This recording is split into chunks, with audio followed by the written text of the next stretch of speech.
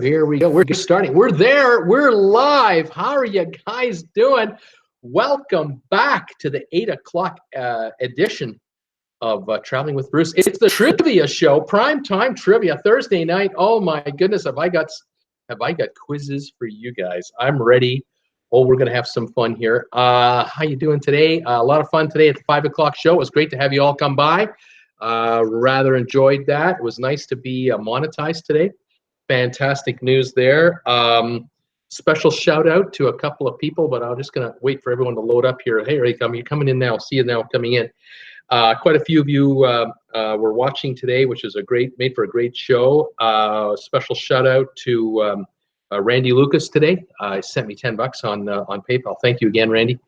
That's not the first time. And Clifford Thomas. Clifford, $20, sent me $20 on PayPal today. Not the first time either. Thank you so much, Clifford. Both you and Randy, you guys are great. I can't wait to meet you guys. I really can. Patreon, I have a $5 patron. I have a new patron on my Patreon site, Kathleen Krieger. Kathleen, thank you so much. Making a commitment of $5 a month to my channel. Break that down into 30 days. It's like, what is that, 17 cents a day, something like that? Yeah, cool. Yeah. Am I right? Yeah, that's right. About 16, 17 cents a day. Not a bad value, I say. Thank you very much for that. It's another patron that they just slowly come through. One here, one there. I love it. And I thank you all very, very much for helping out the channel.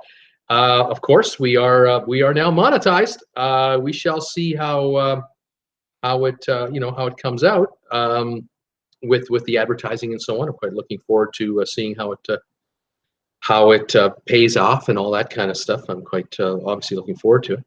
I'm desperately looking here at my phone trying to get my chat to come back up, and for whatever reason I'm screwing it up. Oh, Bruce, you guy, how you do these things? I don't know sometimes, Bruce. I'd like to see that chat pop up. There it is. There. Oh, I got it now. I like to look at my phone for the chat, so I can just look at the computer for my picture, make sure everything's okay, and to make sure everything's working out. I got 12 viewers here so far, apparently, and we've got, let's take a look here. There we go. We got 2 thumbs up so far. Thank you. My computer just froze on me. Let me just see if that's true or not. No, it's working. It's good. It's going. And coming back here to my other feed. There we go. There's my camera feed. Okay. So we had some news there earlier today about Mariner of the Seas heading now back to, it's now returned back to Miami for it will begin in 3 days or 4 days. It will begin its 3 and 4 day voyages to the Caribbean, all refurbished with a little old $120 million refresh.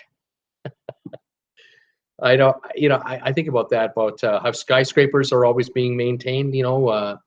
Jen has experience in building management, and I'd be told just how much it costs to run an escalator all the time, or how much elevators cost to run, and what kind of work you have to do preventative maintenance rather than when something breaks. You don't wait till then. You do maintenance before stuff breaks. Cruise ships, they try to do the same thing on dry docks. When they take them in for refurbishment, they already know, we're ripping out all the mattresses, every mattress in every suite out. We're taking out all the sheets. We're taking out all the towels. We're gonna bring in new dishes. Certain dining rooms, all new everything. Out with the old, in with the new. A number of the rooms, they might even decide every room gets new television. We're going right to a 42-inch TV for inside rooms, balcony rooms, outside rooms, and for the suites, we're going up to 50-inch, and for the owner suites, we're going up to 60. Like this automatic, it's all pre-ordered. All pre-designed, pre-planned. The wiring is all pre-ordered. It's pre-cut to size. And then crates, just gigantic crates, are lifted by cranes off the back of trucks and put on the deck of the ships. And then they open them up. They open them up, and they've got dozens of workers waiting to they're already inside the rooms taking out the old stuff. Now they're bringing in the new stuff. And those giant containers, which had the new televisions, they will be used to take off the old televisions. And the mattresses, same thing. The new mattresses come in on a container and they go out. The old ones go out on an the old mattress go on the same container. round and around it goes, and you have like a 24-day schedule, a 21-day schedule, military precision, and it's all in sequence. It isn't like it isn't like trying to herd cats. It is all figured out in advance, and it gets done, and it's 24/7. There is no time off. That ship is being refurbished 24 hours a day, 7 days a week until it's done in that dry dock, and they only have so many days to do it. And so, yeah, the schedule is adhere to or else. And $120 million refresh for the Mariner of the Seas. You gotta love that. You know, nice to have money. Unbelievable. Let's see who's here. I'm going to say hi to everybody. Blaine, 2007. Hey, Bruce and all. Looking forward to some trivia. Blaine, welcome back. And Jordan, yay, Blaine, trivia. Hey, go. Welcome, man. Tracy Dunlop, I'm at a ball game, but I'm going to try to do trivia too. All right, Tracy. I love the dedication that you're doing there. I think you're at the Tigers game, aren't you? Are you in Detroit? And Jordan, who's playing, Tracy?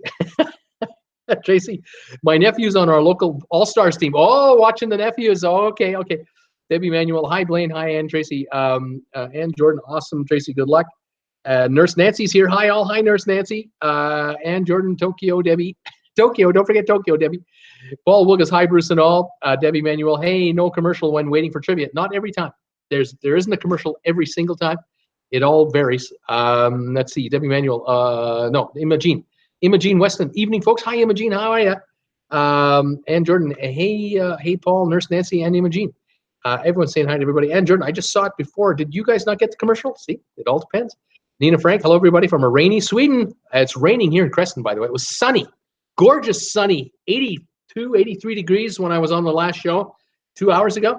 Right now, raining buckets. It is a thunderstorm out here with lightning in the area. It is coming down. We are getting rain right now, and it's hitting the roof. I hear it.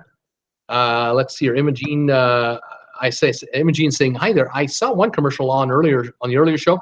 For some reason, my sound is off. I don't know why. Blaine, amazing what they can do in such little time, getting the refresh done. It is, Blaine, it's incredible. The amount of work they can get done. They're also not just doing the rooms. They're downstairs in the galleys where the kitchen is.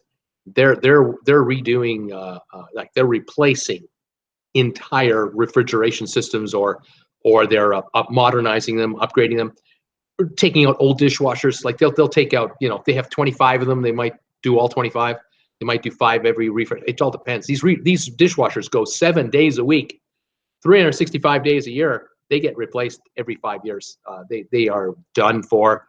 Of course, they've got spare parts and they've got technicians on board in case something goes wrong to keep them running. But brand new equipment, absolutely.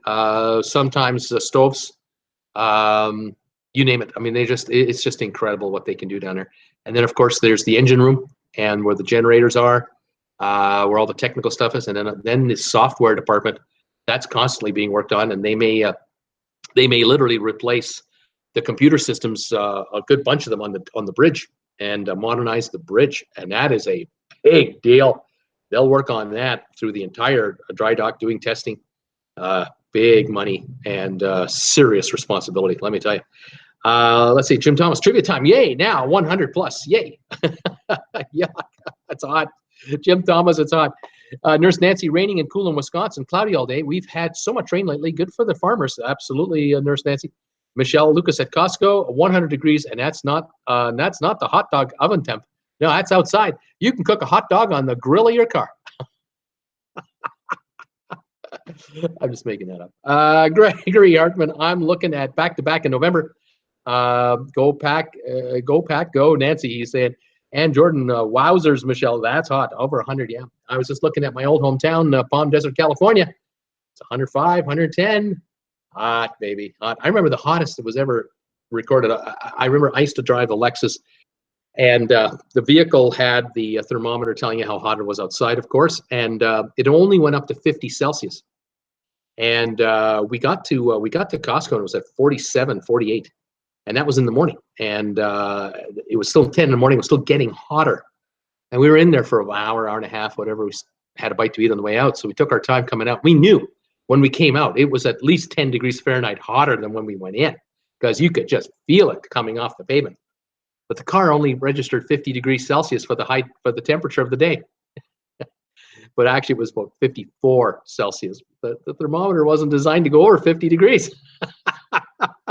Because where they build them in Japan, You don't get 50 degrees Celsius somewhere in Japan. Are you kidding me?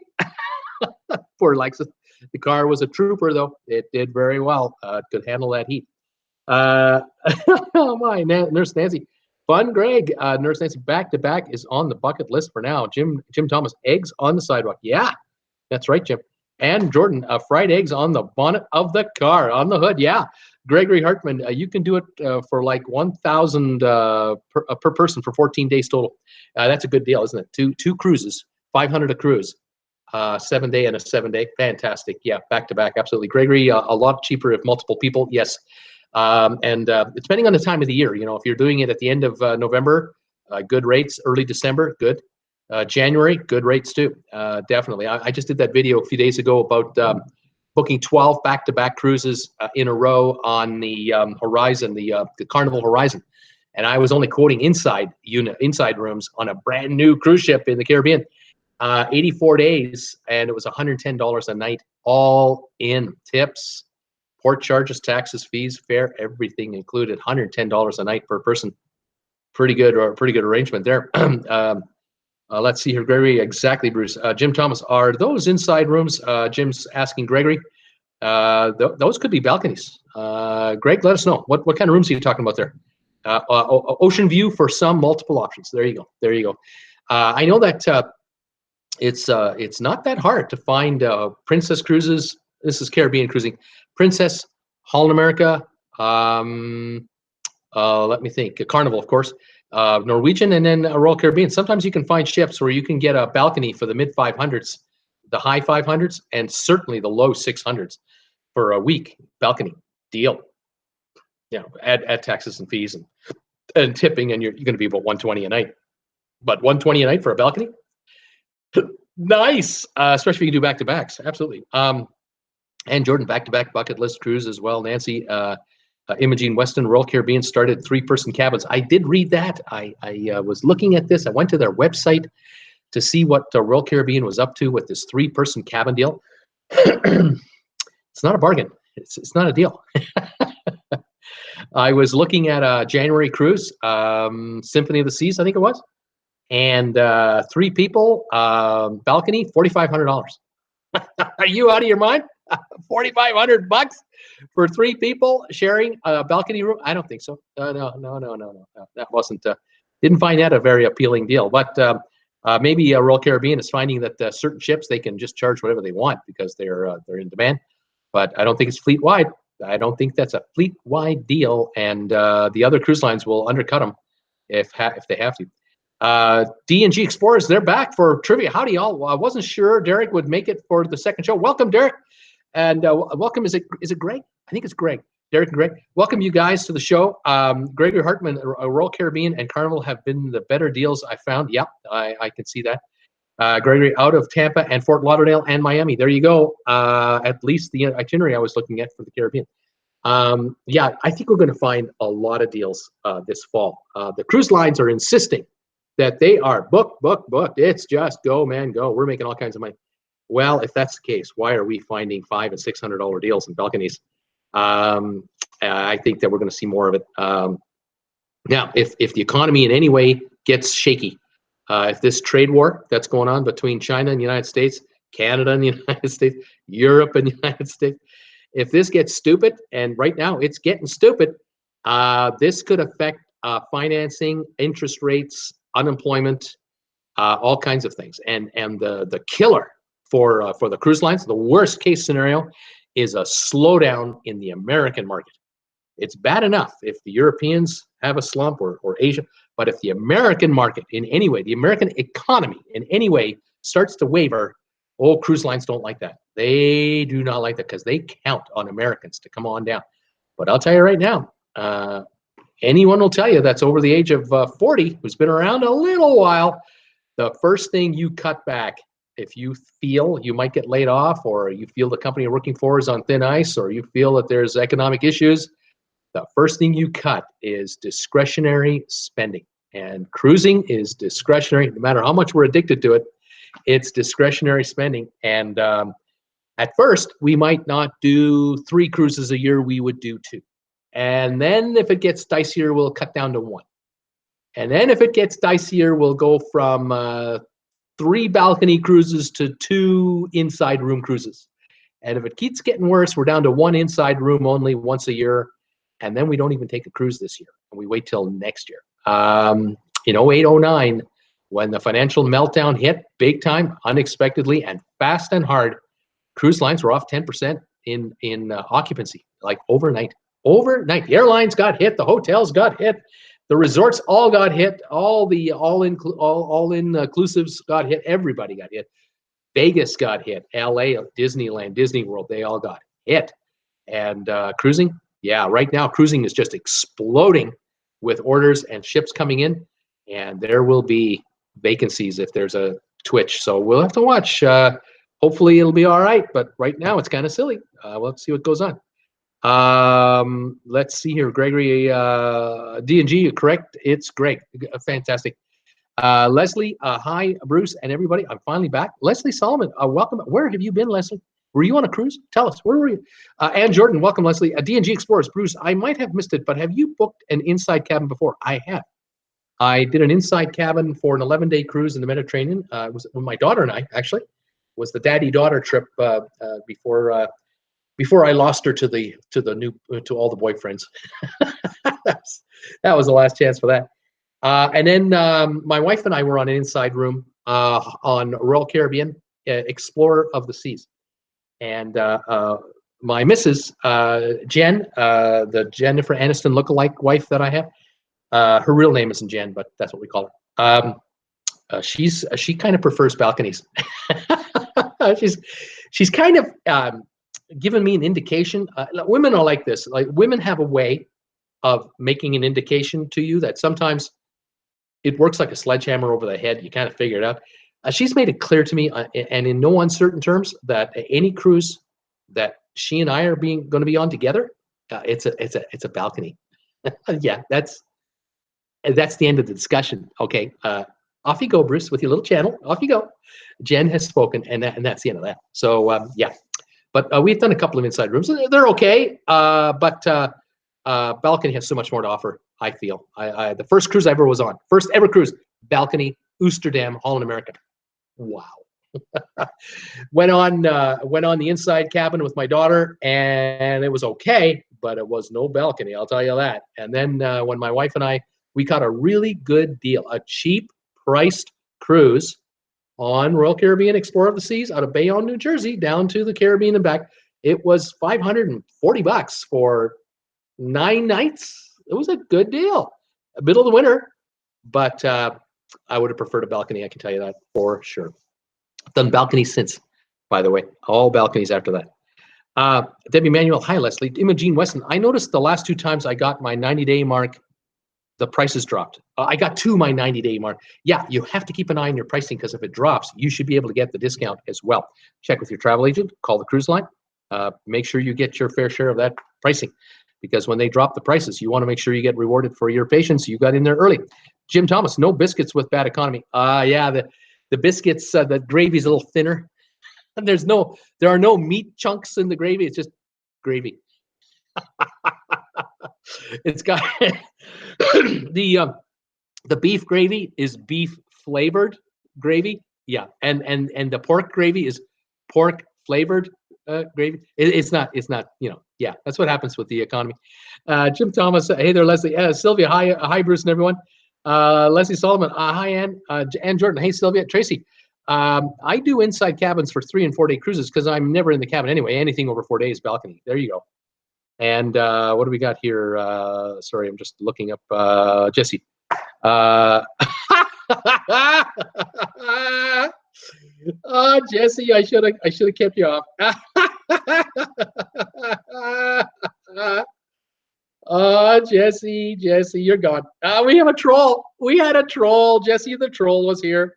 Oh my goodness. Oh goodness. That's kind of funny though, Jesse. I have to admit that was kind of funny. But you're gone. Sylvia, inside rooms make me sleepy. I can't tell day from night. I generally get ocean view. Yeah, I agree. I think I love about the balcony. What I really love about it is, in nighttime, you close the curtains and it's dark in there. People tell you that the inside rooms are really dark. I agree. But a balcony, you close the curtains, it's pretty dark.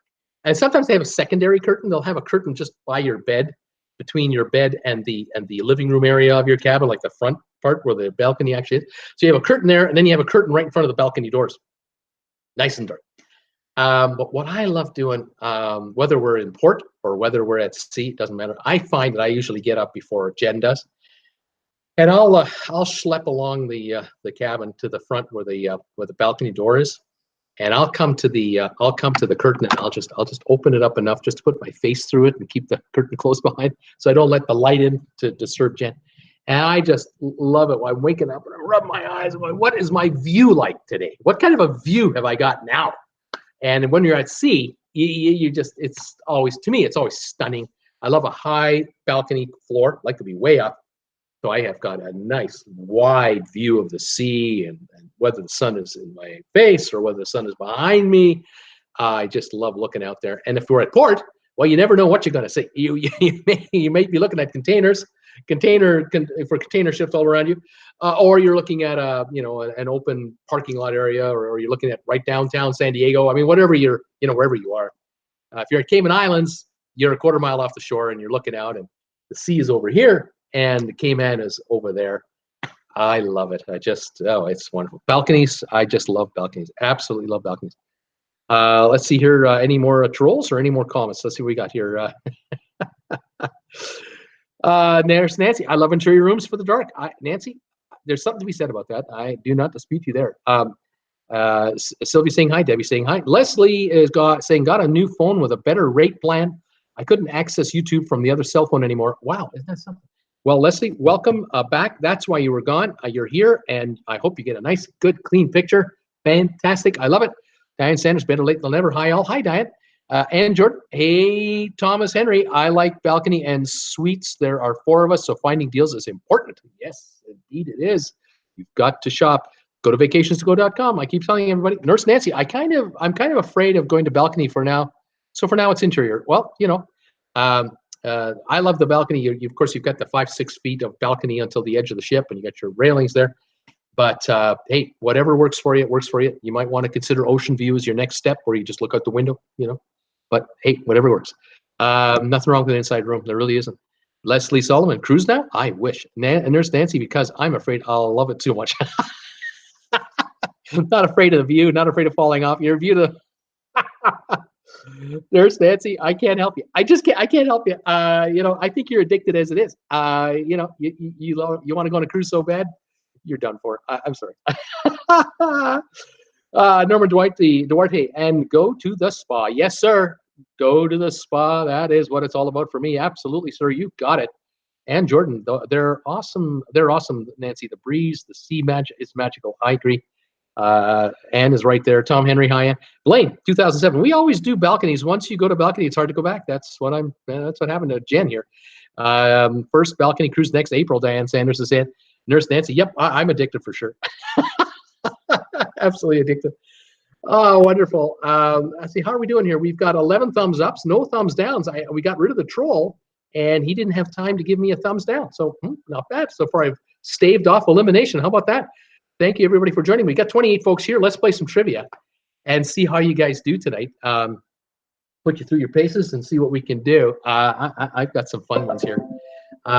Let's see what the first one is here. Which one do I want to go with? All the news lately with all that immigrant stuff, I've got an immigrant trivia question for you. What can I say? It's in the news. But tell me this, in all of the world, the entire planet, tell me the countries that actually have the most immigrants by percentage of their population, not the actual number of immigrants, but there's a caveat. The minimum number a country has to have to qualify for this trivia question is 1 million immigrants. So countries with at least 1 million immigrants now as residents, but that have the highest percentage of their population as immigrant residents. Tell me the names of the countries that come up. See how you guys do here. D&G, I agree. We would rather do balcony. I did inside first cruise, and now I would be claustrophobic in one. So it's only a balcony from now on. Right on, D&G. Nurse Nancy. What about Belgium, Bruce? Is Belgium on the top list? I have 20. I got 26 countries, by the way. That's the number I have here. So let me look for Belgium on the 26th. Yeah, number 19. Belgium comes in with 1.4 million immigrants residing in Belgium. 12.3% of the population, about an eighth of the population is immigrant. Jim Thomas, the United States of America. How about the U.S. of A? How do they rank? How many are there, and how big of a percentage? Well, let me tell you, 17th place for the United States of America. 14.5% of the population is immigrant status, resident, foreign resident. 46.6 million, but that makes sense because America has 360 million people. 46.6 million, 14.5% of the population, nowhere near the top. Nowhere near, actually near the bottom of this list, actually. But yep, that's significant. But America could use more. Younger too, you need young kids. Anyway, that's another story. Leslie Solomon, Germany. Bruce, what about Germany? They're in the news. They've got all kinds of problems in Germany with all the Syrians coming in. 12 million immigrants in Germany, country of 60 plus million people. If I got my bearings, 14.8%, just barely ahead of the United States. The United States is 14.5, Germany 14.8. That's Germany. Sylvia, Mexico. Does Mexico have immigrants living in it to a degree that it makes this list? No, Mexico does not have legal residents, legal alien residents to make the top 26. No, there are a lot of illegal people going through Mexico, coming to the 49th, coming to the United States, and ultimately to Canada as well.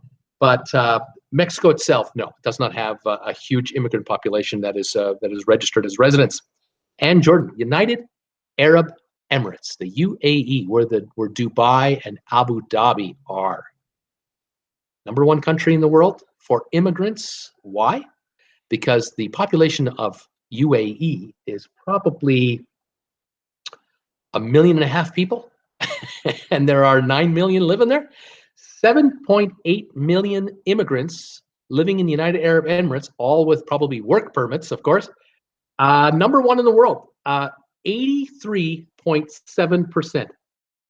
83.7% of the population of people living in the United Arab Emirates are foreigners. It's a stunning number. And the United Arab Emirates is pushing hard to get more and harder to convince you and me to go visit there, spend some time there, vacation there. They want the world. They got the World's Fair going there. They want conventions. They want businesses. They are open to foreigners coming in. And there are people from Pakistan and India who are laborers working there, because who builds the roads and the skyscrapers? And then there are professionals. If I were 10, 15 years younger, I would seriously be considering living there for the money, for the career opportunity. United Arab Emirates, 83.7% of the population is foreign. Incredible, absolutely incredible. Costa Rica, Tom Henry, looking at Costa Rica. I know where you're coming from on this one. I know where you're coming from. You're talking about the retirees. That's what you're thinking about. People who are retiring there to live there. They don't make up enough of the population to crack the top 26 of the group, but there are a bunch. There are a bunch, but I don't know if there's a million of them.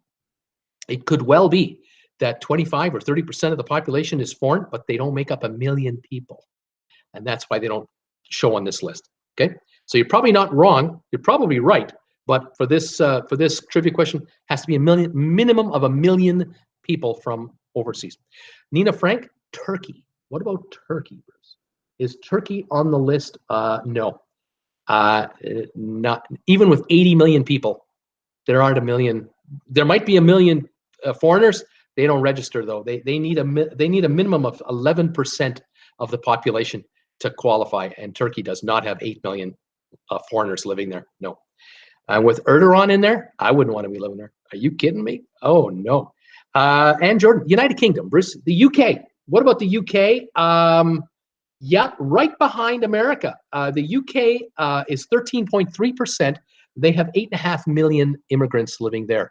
They do not have an immigrant problem, but their politicians on the right say they do, but they don't.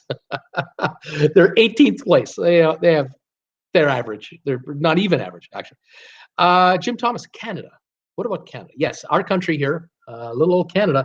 We just passed 36 million people, by the way. Just passed 36 million. We are in 12th place, way ahead of you guys in the United States. 7.2 million in this country, making up 20.8% of our population. 1 in 5 people in Canada are not from Canada, and they are becoming Canadian. It takes 5 years to become a Canadian citizen once you land. These folks, every year, we have, according to this number here, I'm going to guess 1.4 million a year become Canadian citizens every year, and another 1.4 come in behind them, get in line. It's something. And yet our churches and our sponsorship groups, they want more. They're saying we can handle more. They keep complaining to the government of Canada, why don't you let in more refugees and let in more people from overseas? And the government of Canada goes, we can only handle so many. We're at 20% of the population now. We're doing 7.2. And the church groups are going, we can take double.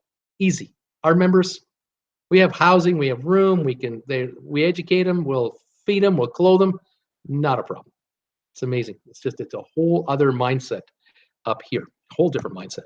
England, D&G Explorers. UK, we've just done. Diane Sanders had Canada. Thank you. Nina Frank, are you thinking Lebanon maybe? Nina?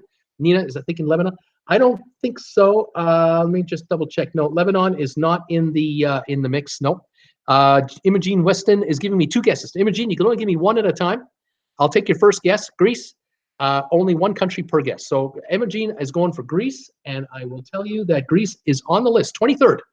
Greece, 11.5% of their population, or 1.2 million people. They just made the cut with 1.2 million. The country as a whole has about 11 million people. Maybe 11.5 million for the country. 1.2 million are immigrants. So Greece is on there. Nina Frank, Sweden. Bruce, is Sweden on the list for this survey? Yes, Sweden is in 15th place. Behind Canada, though, 1.6 million immigrants, 16.7%. 1 in 6. 1 in 6. Canada's 1 in 5. So Sweden has a large. I know there are issues in Sweden about it, but 1.6 million in Sweden are from overseas. Denmark and Jordan. What about Denmark, Bruce? Is Denmark on the list here? The Danes, no. The Danes are not on the list. Nope, not. They don't have. They might not have a million. That might be the issue. They may have 700,000 or something like that. 800,000. I don't know, but they're not on this list. Nina Frank, Germany. We have done it. Sylvia, China is wondering about China. China would need to get on the list. China would need 10 million immigrants. No, China is not on the list. With 1 billion people or 1.2 billion, they'd need 120. You need 120 million immigrants. No, there aren't that many in China. No, I'm sure there are millions, but not 120 million. Nina Frank, the Netherlands. What about the Netherlands, Bruce? Yeah, number 22 on the list. The Netherlands, 11.7%. 1 in 9. 2.2 million. 2 million people in the Netherlands. About 1 in 9 people are from overseas. D&G Explorers, France. What about France, Bruce? France is, let me double check that. I'm looking for France. Is France on? Yes, they are. They're here. 21st place, just behind the US. 11.7% of the population, 7.7 million. So it's 1 in 8.5, something like that, in France. Always been a welcoming nation. Diane Sanders, Spain. Bruce. Is Spain on the list here? Yep, 20th place. Also just behind the US, 12.2%, 5.8 million people. 1 in 8 in Spain. Blaine, Russia. What about Russia? I don't think so. No, Russia is not on the list at all. No, doesn't have the percentage. If they had 10%, it would be 24 million of them. I don't think 24 million people want to immigrate to Russia. I don't think so. Let's see, Sylvia, Africa. Can't help you there, Sylvia. Africa's a continent with 50-something countries. You're going to have to be a bit more specific there. Let's see. Nurse Nancy, Austria, Bruce. Austria in Europe. Yeah, 14th place. 1.5 million immigrants in Austria, 17% of the population. A little more than 1 in 5.5 in Austria. Very high number, but they're 14th place overall. Australia, Diane Sanders, Australia, yes. Aussies have immigrants. Australia is at 29.7%. Every 3 1/3 people is an immigrant. 6.7 million people are immigrants in Australia. Australia has a higher percentage than Canada. Canada is 20.8, Australia 29, and that's what our church groups and our social groups who are trying to get people in here are pointing at Australia going, they got 29%. Why are we only at 20? Let's bring in people. These are youngsters. They're going to work to replace us because we're too old to do the job. Interesting. Blaine, Iran. What about Iran? No, there's no rush to move to Iran from neighboring countries. They don't want to go. Too many, a few too many restrictions, I would say, with regard to women's rights and freedom of expression, sanctions. Yeah, Iran is not up there now. Nurse Nancy, Australia, we just did. Nina Frank, Italy. Bruce, is Italy on the list? The Italians are drowning in immigrants. They are saying, what's going on? I have a little thing about that. No, Italy is not in the top 26 because Italy does not admit foreigners legally. They're one of those countries that are just trying to get rid of them. They don't want them. And so Italy, it doesn't even have 10% of its population registered as foreign in official terms. There may be more people there in Italy that are foreign, but they're not going to get residency. That's the thing about the Italians. Isn't that interesting? Nina Frank, Greece, we have. Nina Frank, Spain, we have. Jim Thomas, Israel. Bruce, Israel. Yeah, they're 8th. Israel is definitely open for business with especially anyone who's of Jewish faith. You're more than welcome to move to Israel. You have automatic citizenship if you're of Jewish faith. If I recall, I think that's the way it is. 30% of Israel, 2 million people, 30% are immigrants. 1 in 3.3, very high number. Let's see here. Nurse Nancy and Jordan, did you Google that? Don't be Googling. Tracy Dunlap, Saudi Arabia. What about Saudi Arabia? 7th place. Saudi Arabia has 10.1 million foreigners as residents. 36.7% of the population. More than 1 in 3. Because that's what keeps Saudi Arabia running economically. The high-end positions, of course, and also all those oil and gas workers and importer-exporters. There's a lot of Westerners and folks, of course, from India and Pakistan and Oman, from all these countries all around Saudi to help build Saudi Arabia. Its own population of about 19 million. They get all the jobs they want. They're in the police departments, customs, the post office, fire department if they want. They can get college degrees for free, university for free. They're into finance and everything else. So they got the white collar gigs. All the rest of them, a lot of the blue collar workers, they bring them in. And then of course they bring in high-end professionals as well, where they don't have the expertise. So 36.7% Saudi Arabia. They're growing, of course, and wealthy, obviously. Diane Sanders, Brazil. Bruce, is Brazil on this list of countries with a bunch of immigrants? No, it is not. It is not. Brazil is not. Leslie Solomon, Cuba? I don't think so. I don't think Cuba is an importer of talent. Cuba has a lot of their own population living there. They don't need outside help. Cuba is not a hotbed of finance. No oil and gas. So no. D&G Explorers is guessing Brazil as well. We just did it. Blaine, Japan. What about Japan, Bruce? Does Japan have a bunch of foreigners over there? The answer is no. Japan has one of the most restrictive policies regarding foreign nationals living full-time in Japan. They have quotas. And it's a complaint that a number of countries have made to Japan saying, you guys, we allow you to bring your cars over here. You can sell us your TVs or your other stuff. And yet our people can't live in your country. You won't let them in. It's strict quotas. Japan is very difficult to move on that one. Tom Henry, the Netherlands, which we have done, I believe. Yes, I think. Yep, we've done Netherlands. Malaysia. Blaine is asking me about Malaysia as another guess, and no. Oh, actually, yes. I'm sorry. I just saw it. It is right at the bottom here. 25th place. 2.5 million in Malaysia. 11% of the population. 1 in 9 is from somewhere else. Yep, very good. Argentina. Blaine is wondering about Argentina. I don't think so. Argentina is in a real mess right now economically, and no one wants to move there.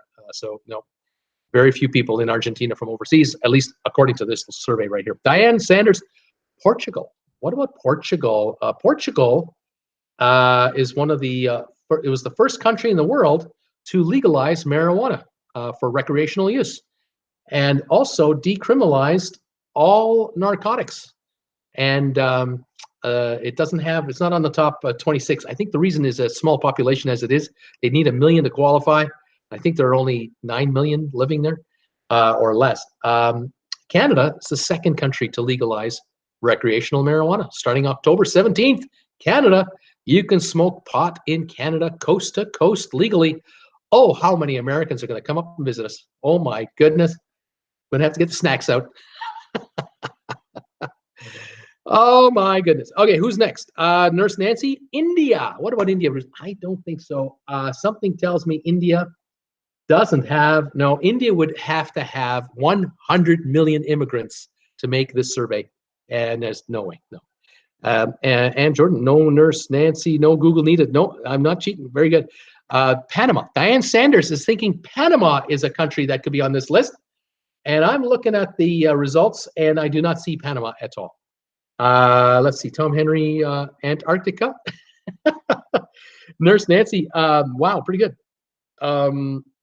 She's saying Tom Henry, that's funny. Diane Sanders, Thailand. What about Thailand? I'm looking for Thailand. No, another issue there. High population of Thailand, you'd have to have an unbelievable number of immigrants, and that's not happening. Switzerland, Jim Thomas, yes, I think I saw it. Yeah, number 9. Switzerland is in 9th place. 2.4 million immigrants, 30% of the country, one of the richest countries in the world. 30% are from overseas. They utilize talent and labor and make themselves richer, very much so. Jim Thomas, South Korea. What about South Korea? And it's not on the list. No. South Korea is sort of a neutral scenario, I think. It's a country that's becoming a Western democracy and a Western economic power. They don't yet need help for labor. And of course, there's a cheap pool of labor right next door, North Korea. There'll be, perhaps North Koreans will have free entry into South and South into the North, but that could be years away. We'll have to see how that all plays out. Hopefully someday that'll work out. Tom Henry, South Africa. South Africa, Bruce. Let's take a look for South Africa for immigrants numbers. Nope, not South Africa. Lots of cheap labor available in South Africa, unfortunately. Diane Sanders, New Zealand. What about New Zealand, Bruce? We had Australia. Yeah, New Zealand. 1 million foreigners live in New Zealand. 1 million just made the cut. 23.4% of the population, just ahead of Canada at 20.8%. There you go. So, yep, New Zealand is a society that's welcoming in foreigners. Tom Henry, Cambodia. What about Cambodia? I don't think so. Nope, Cambodia is not on the list. I think because the overall country's population is too small, 1 million would be way out of whack on its numbers. And Jordan, sadly to say, she said, the D&G Explorers, New Zealand, we just did it. Leslie Solomon, France, we've done it. Tom Henry, Belarus. Well, what about Belarus, Bruce? No, yeah. Sorry, yep. Belarus, 24th overall. 1 million immigrants, 11.3% of the population. It could be a bunch of Ukrainians getting the hell out, or it could be Russians coming in. I don't know. Interesting, isn't it? Blaine, Belgium. Did we not do Belgium already? Yes, we did. 19th place. Madagascar. No, Madagascar is definitely not on the list, Tom Henry. Nina Frank, Singapore. No, Singapore. Yes, actually, yes. Forgive me. Yes. I was thinking about this, going, why? Singapore's only got 5 million people. They'd have to have 1 million. That'd be 20% of the population. They got more than that. Singapore is 5th on the list. 2.5 million immigrants, 44.8% of the population. Wow, that is a huge number. Got to be from Malaysia, perhaps China, but perhaps a whole bunch of other countries, Indonesia, Philippines. 2.5 million immigrants, 44.8% in Singapore, and Singapore is very wealthy. How about that? Diane Sanders, I'm moving to Portugal. No, not. Tracy Dunlop, Costa Rica, we tried already. Nina Frank, Poland. Is Poland a net importer of people? I'm looking here. No, Poland is not on this list. More Poles actually trying to get out. A lot of Poles have moved to the UK, have moved to Ireland, the United States, and Canada, and elsewhere. Poland is a net loser of migration because Poland has gone politically to the right, way to the right, and people are getting out. When politicians go right, people get out, especially in so-so iffy economies. They bug out, and that's what's been happening in Poland the last 8 years. Leslie Solomon, Denmark. Think we've done Denmark, haven't we? Let me take a look here. Yeah, we tried Denmark. It's not on the list. I don't think they have 1 million. I think that's the reason why Denmark isn't here. Tom Henry, Diane Ponta Delgado is wonderful and part of Portugal. There you go. Diane Sanders, Norway. How about Norway?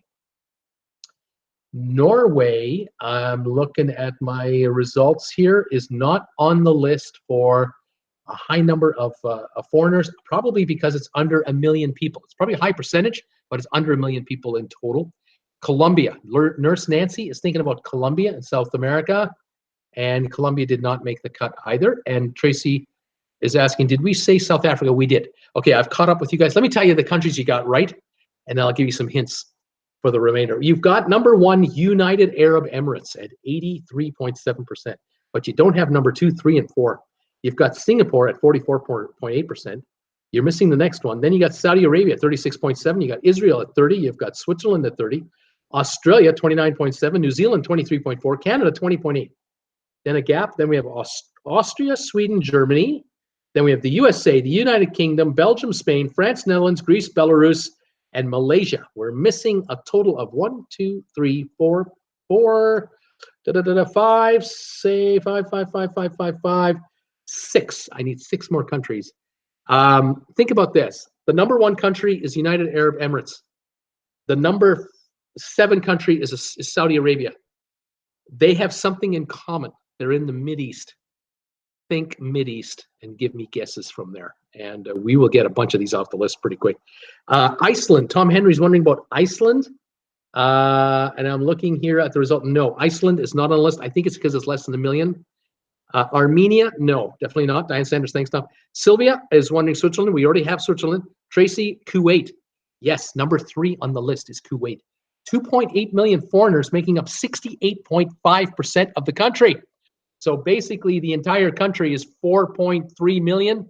2.8 are from overseas, obviously on work permits as legal residents. Kuwait is very wealthy. What a pattern. What an interesting pattern. Let's see here. Leslie Solomon, Syria. What about Syria, Bruce? No, Syria, people are getting the hell out. That has a net exit problem, not an incoming problem. And Jordan, Qatar. Yes, Qatar, number 2 on the list. 1.6 million, 76.9%. More than 3/4 of the population is from somewhere else. Qatar is very wealthy. Bahrain, Tracy Dunlop. Bahrain. For whatever reason, Bahrain did not show on my list, and I think the reason is less than 1 million people. I'm sure it's just as high as Qatar in the 70s, but it's less than 1 million people, so it doesn't show. Leslie Solomon, Egypt. What about Egypt, Bruce? No, Egypt with 80 million people would have to have 8 million foreigners. That there aren't that many people that want to move to Egypt. People actually want to get out. Yeah, those who can get out got out decades ago. Kuwait, we've got already. Doha is a city. Nurse Nancy, Egypt. Tracy Dunlop, Turkey. Tried already. Confused. Isn't Australia a continent? Diane Saunders. Probably is, but it's also its own country. Nurse Nancy, Iran. No. and Jordan, laughing out loud. Nurse Nancy, Pakistan, and Blaine, Kazakhstan.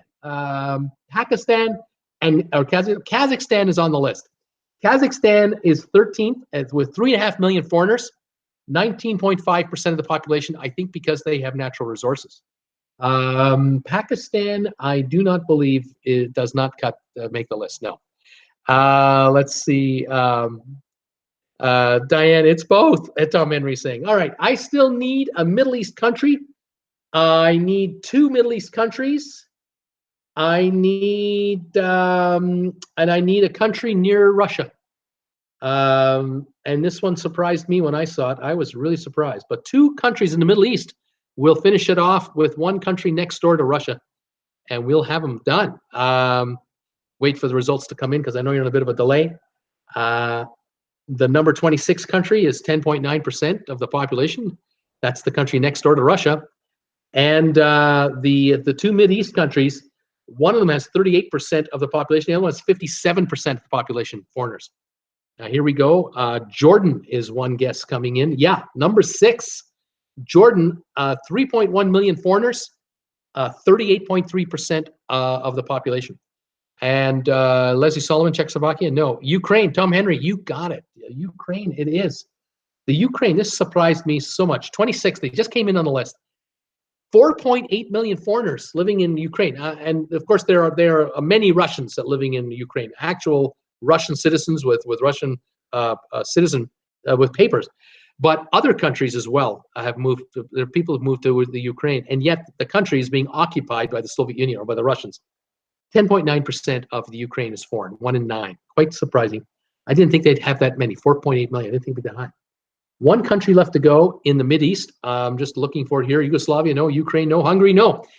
This country is right beside the United Arab Emirates, and it's beside Yemen, and it's beside Saudi Arabia, and it's across the water across the channel from Iran. And see if you guys can figure that one out. And just looking at this list here, it's surprisingly with Jordan, I was going to say, Jordan has 3.1 million foreigners, 38.3%. Jordan has no water access to the Mediterranean. Jordan is landlocked. Jordan has Iraq as a neighbor, Syria as a neighbor, Israel as a neighbor. It's in a tough town. It's in a tough neighborhood. Jordan is thriving. Jordan does well. The king of Jordan, Western educated, very well respected by the Western leaders. His father as well. He has had a policy of bringing in a lot of foreigners to help dynamically help the economy of his country, keep his people happy as opposed to upset, and it's working. And he's neighbors to Israel. They have a good relationship, actually. A lot of factories in Jordan are owned by Israeli companies, and they have Israeli managers there, and they have workers in Jordan making a living, a decent living, manufacturing items for export. Israel and Jordan have trade pacts with each other, and that's why the Jordan does so well. Everyone else hates Israel and is all upset with America and everything else, starving, and they're at each other's throats. Not in Jordan. They're doing okay. Quite interesting. This is your history. This is your lesson for today. Hungary, Egypt, Greece, Lebanon. Not one of them is right. I'm looking for one country that starts with the letter O, ends in the letter N. It's a Mideast country. It's an oil producer. They have 1.8 million foreigners, 57.3% of their population, right next door to the United Arab Emirates. And if you're going on a cruise ship from Dubai, you go to the capital city of this country right next door as one of your stops. There's Ann Jordan with Oman. Thank you, Ann Jordan. You got it. Oman, 1.8 million foreigners, 57.3% of their population. Not as high as the United Arab Emirates, but they're wealthy too. They're doing rather well. That concluded our first one. Morocco came in here, but Oman was the country. Very fascinating to me. The top 7 are basically Middle Eastern countries. UAE, Qatar, Kuwait, Oman, Jordan, Saudi Arabia. Singapore is the only outlier, sorry. Israel is in there as well. Those countries do well economically because of the high number of foreigners they bring in. They do have laborers because everybody needs laborers, believe it or not. But they also bring in professionals. And those are the ones who pay the taxes and generate economic spin-off activity. And they do well. So interesting to see the United States at 14.5% in 17th place globally. But to be fair, 46.6 million registered foreigners, probably another 12 to 14 million above that. And you still haven't got enough. You need more. Believe it or not, you actually need more. But not for me to decide. Anyway, there you go. Well done, everybody. That was a tough one, Blaine says. Well, you know, you guys did well. You guys did really well. Okay, I'm going to change the subject on you now, and I'm going to ask you for countries that happen to have a Dunkin' Donuts. I'm looking for either countries or territories that have a Dunkin' Donuts, okay? So I'll give you an example. The United States is a country, but Puerto Rico is a territory, or excuse me, any other U.S. territory offside the mainland is a territory, other than Alaska, of course, being a state. So tell me Dunkin' Donuts countries and territories, and let's see how you do. There are 33 of them in total. Here we go. Nurse Nancy is coming in with Tracy for the USA. And we have the United States, of course. Dunkin' Donuts, they're everywhere in the U.S., of course. Nurse Nancy, Canada, and Tracy Dunlop, Canada. Yeah, let me see if we have any in Canada or not. I don't think so. No Dunkin' Donuts. Oh, yes, I'm sorry. I was faking you out. Yeah, it's true. There are Dunkin' Donuts in Canada. Yep. Next country, United Kingdom. Thomas Henry, United Kingdom. No. But there are Dunkin' Donuts in UK territories. I read that last night when I was putting this together. What do we have here? Blaine, Germany. Is Germany here? Yeah, Germany is a country. There are Dunkin' Donuts in Germany. And Jordan, United Kingdom, not directly. Tracy had Germany. Diane Sanders has Mexico. Nope. No Dunkin' Donuts, according to this survey, in Mexico. Sylvia, China. Yes, there are Dunkin' Donuts in China. Nurse Nancy, Mexico, no. And Jordan, Australia, nope.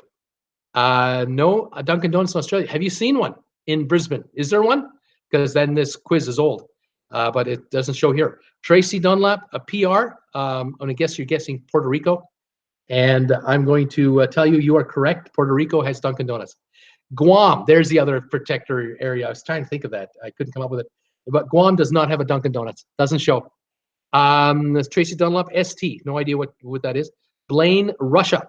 Yep, Russia has Dunkin' Donuts. Nurse Nancy, Belgium.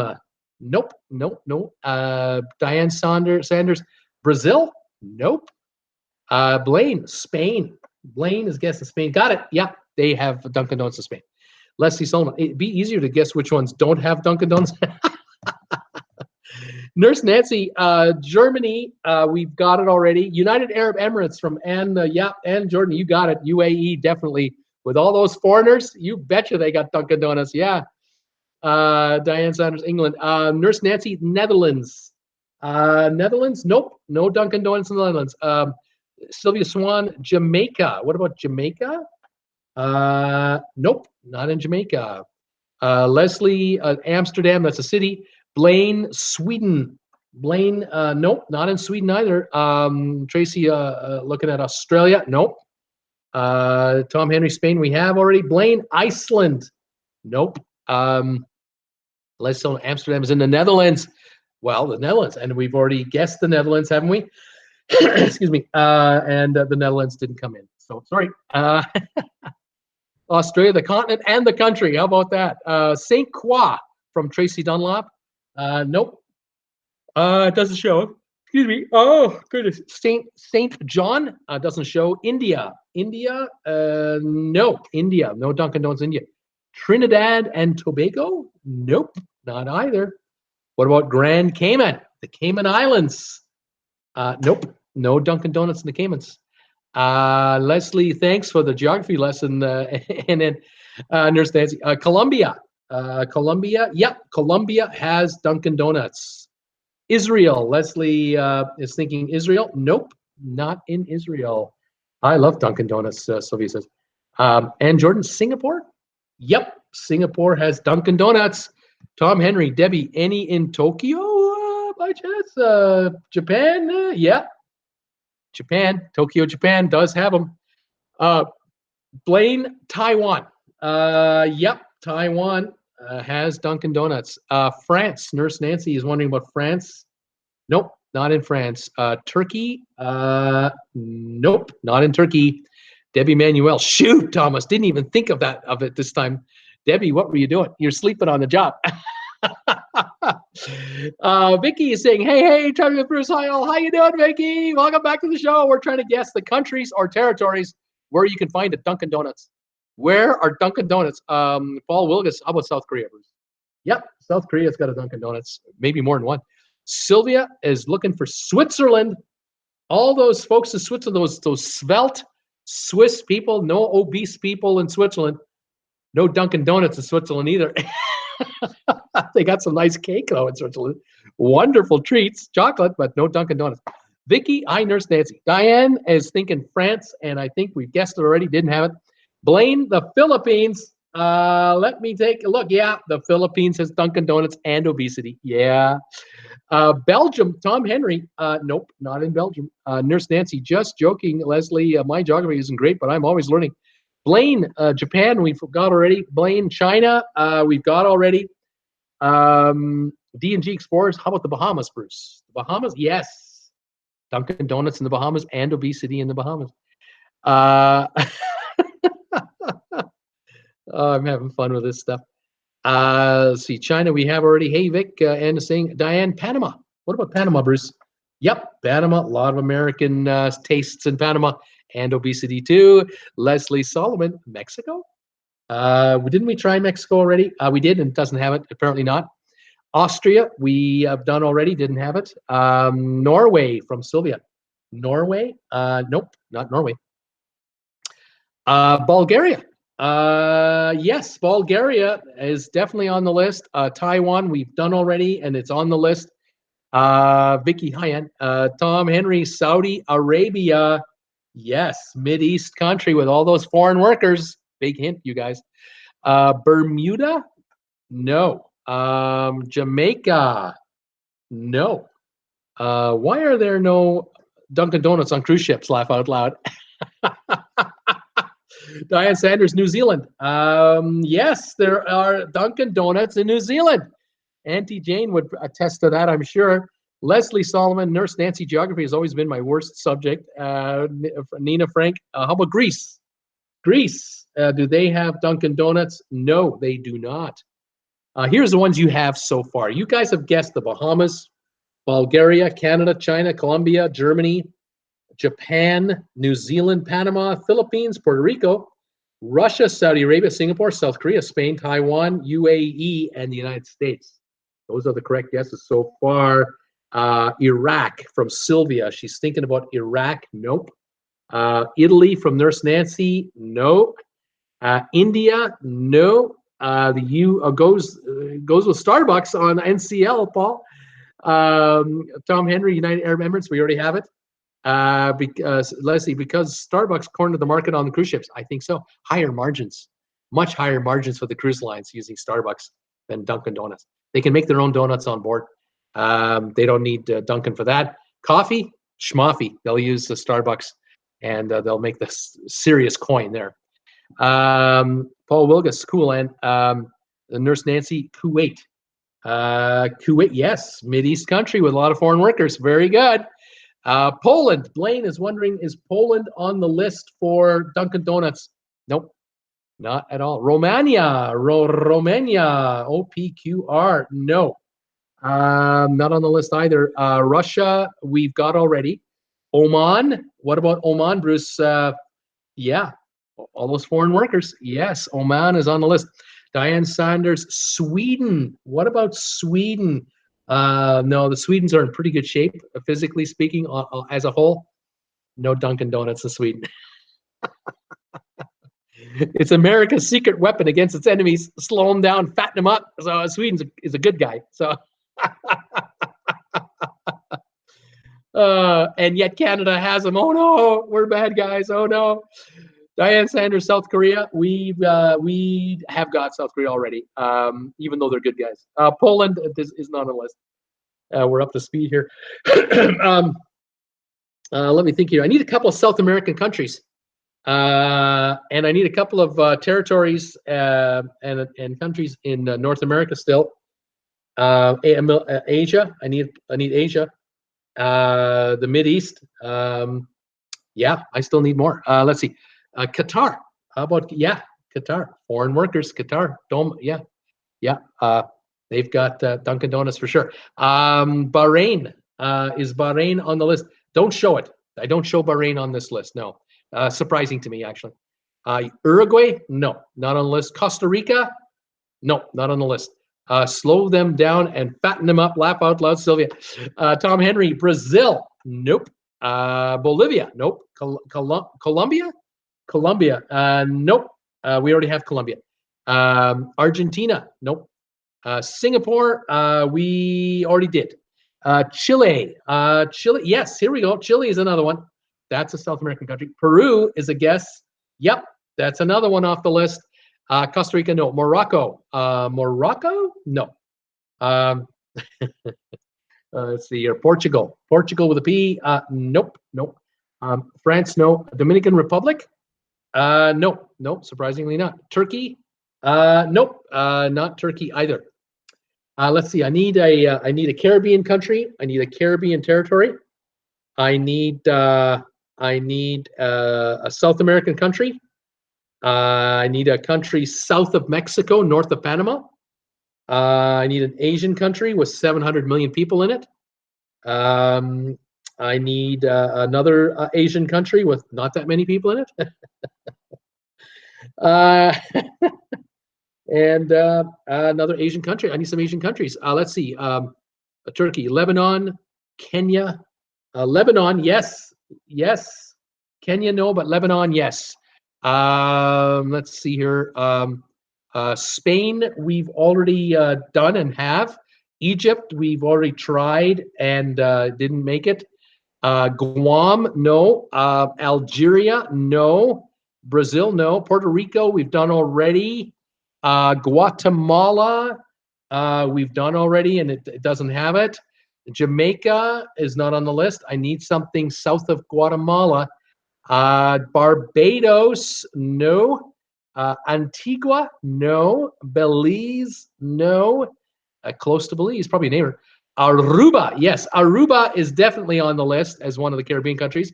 Grand Cayman Islands, yes. The Cayman Islands, and there's obesity on the Cayman Islands. They've got KFCs, Burger Kings, Wendy's, and Dunkin' Donuts. Yeah. If you're a Caymanian, you can't help yourself. It's sugar. You love it. Oh, yeah. Oh, absolutely. There was obesity in 1990, 98, 99 when I lived there. Oh, yeah. Absolutely. Caicos. Turks and Caicos, maybe? No. China, we already done. Honduras. Yes, Honduras. That's the country I was looking for. Let's see who's left. I've got an Asian country with 700 million people. An Asian country with probably how many people are in this country, Bruce? The one I'm thinking about here, 25 million people in this country, the second Asian country. Let's see, China, Honduras, Nicaragua, and Nicaragua, no. Tunisia, no. Trinidad, no. Costa Rica, no. Japan, no. I'm looking for two Asian countries.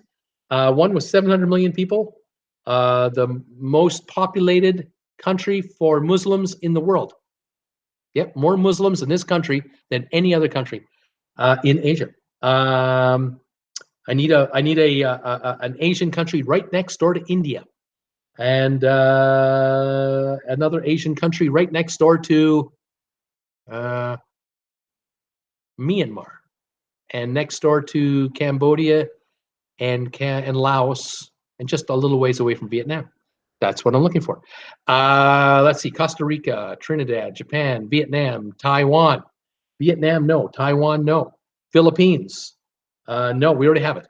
Thailand, yes. Thailand is the country I'm looking for beside Myanmar. Malaysia, yes. Malaysia, 25 million people. Indonesia, #1 country for Muslim population. Yes. I think we're done. Let me just take a look here. Are we done? One more to go in South America. One country left in South America, starts with the letter E. And that is it. I've got one country also beside India that I'm looking for. Starts with the letter P. Let's see here. Tehran, Indonesia, Bangladesh, Hong Kong, Cambodia. Hey, Cool Jazz. How you doing, buddy? Cambodia. I love typos. I love it. Looking for a country next door to India, starts with the letter P. Looking for a country in South America, starting with the letter E. Ecuador, here we go. We got Ecuador. Thank you, guys. That would be Tom Henry and Cool Jazz. They nailed that one. I'm now looking for a country beginning with the letter P beside India, and it's not the Philippines. Nurse Nancy, hi, Cool Jazz. Looking for a country with the letter P beside India, beside Afghanistan, beside Iran. They got nuclear weapons, and they hate India, and India hates them, and they're right next to each other. What is the name of that country? They've got Dunkin' Donuts there. No Dunkin' Donuts in India, but right next door with this country, they've got Dunkin' Donuts, Tracy Dunlop, Pakistan. Thank you very much. That is the final result. Here it is. These are the ones. There was Aruba, the Bahamas. The Bahamas, of course, the independent country, Bulgaria, Canada, Chile, China, Colombia, Ecuador, Germany, Grand Cayman, which is a UK territory, Honduras, Indonesia, Japan, Kuwait, Lebanon, Malaysia, New Zealand, Oman, Panama, Pakistan, Peru, Philippines, Puerto Rico, USA territory, Qatar, Russia, Saudi Arabia, Singapore, South Korea, Spain, Taiwan, Thailand, the UAE, United Arab Emirates, and the United States of America. That's where Dunkin' Donuts are around the world. Fun stuff. Okay. I'm going to change this one up. We're going Hollywood. Nina, this is for you. It's kind of Hollywood. It's kind of a little bit Hollywood, a little bit of everything else. But I was thinking of Nina. I thought, Nina wants some entertainment trivia from time to time. But tonight I got a doozy for you guys. I got a doozy. 62 answers, but one answer that you give me could be correct for 4 or 5 of these categories. So it's not that hard, but it's going to be fun. I'm looking forward to this. I think we're going to have fun with this one. Here we go, you guys. I need you to tell me the answer to this trivia question. Every year since 1950, the Nielsen company, the Nielsen rating company, has given ratings out for television shows. And every year, the Nielsen company gives a title to the #1 show in television every year. I want you guys to tell me the #1 television show every year from 1950 until 2012, because that's how far this survey goes. The top television show of the year for 1950 all the way to 2012. Think about your childhood. Think about what your grandparents were watching if you're old, if you're younger, and see if you can come up with some of these winners here. Let's see what we got. Nurse Nancy, 62 answers. You're killing me. Tom Henry, Cheers. Bruce, what about Cheers? Did Cheers ever lead the Nielsen ratings? Once, only one time did Cheers lead the Nielsen ratings. It was 1990. Once. That was on for 12 years, at least. One time. And Jordan, Seinfeld, laugh out loud. And I was thinking of you, Nina, about Seinfeld. Seinfeld twice led the Nielsen ratings, 1994 and 1997. The last year they were on, they led the ratings. Nurse Nancy, I don't watch TV. Well, what shows have you heard of? What iconic television shows have you ever heard of in popular lore? Nurse Nancy, I don't watch TV. MASH. How about MASH, Bruce? That's a damn good guess. Darn good guess. I love it, but no, they never did lead. MASH had the #1 rated television show of all time when they aired their final episode of MASH. But as a series, they never led the year. They were in the top 10 almost every year they were on television.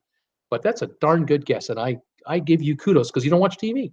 Debbie Manuel, Seinfeld. We just did that. Diane Sanders, MASH. We just did that. Nurse Nancy and Tom Henry, Friends. Yep, Friends. Nurse Nancy, you got one. You don't even watch TV.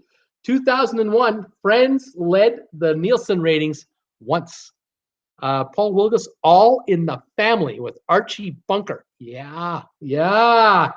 1971, 1972, 1973, 1974, and 1975. All in the Family was the #1 show on all of television from 71 to 75. Wow. Happy Days. Tracy Dunlop, Happy Days. Right after All in the Family ended their run in 75, 1976, Happy Days led the ratings only 1 year. Happy Days, 76. Tracy Dunlop had Happy Days. All right. I Love Lucy, Sylvia Swan. What about I Love Lucy? Yeah. I Love Lucy, 1952, 1953, 1954, and 1956. They were interrupted for 1 year, but they had 4 years where they were television. They were the #1 show. You guys are getting this quick. I mean, you're getting these multiples. That's why it's 62. You're getting them knocked off. Nina Frank, The Young and the Restless. The Young and the Restless. No. That's a soap opera during the day. Doesn't work. Tracy Dunlop, Dallas. J.R. Ewing in Dallas.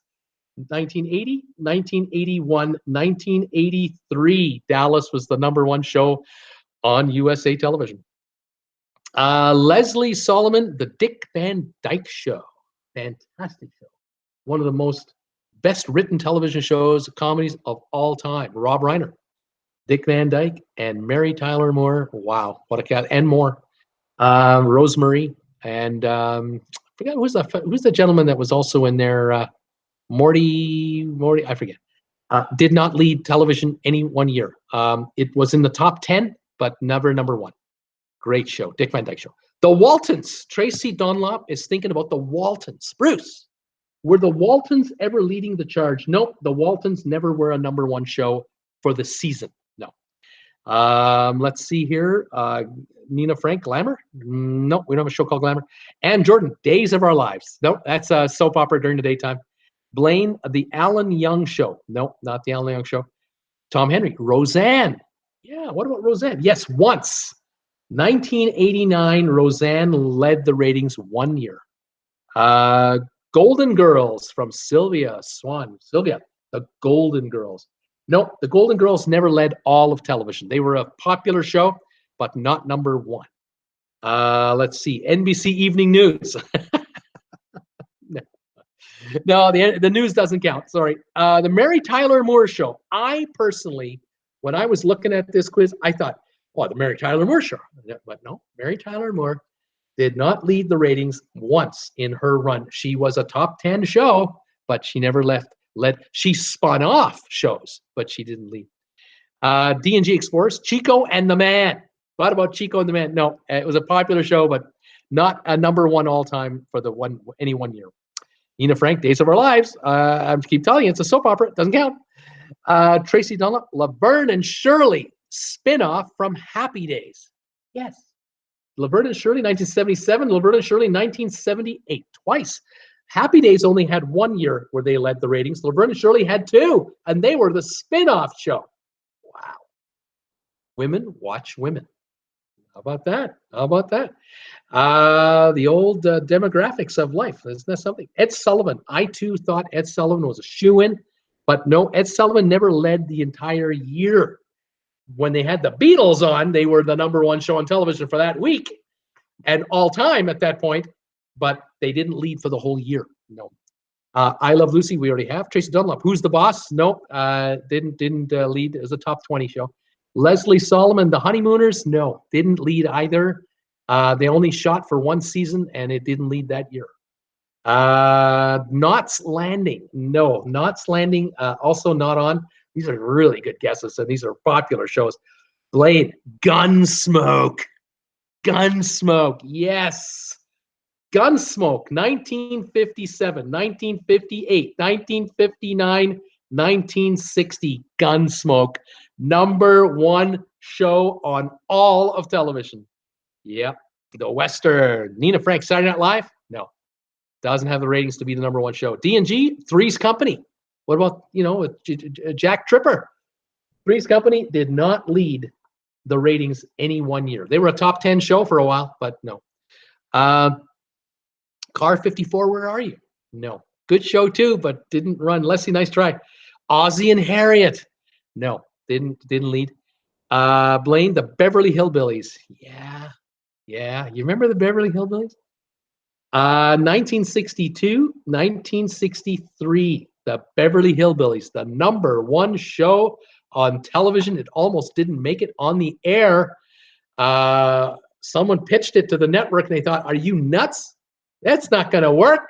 They said, give it a try. Okay, it worked. #1 show for 2 years in a row. Wow.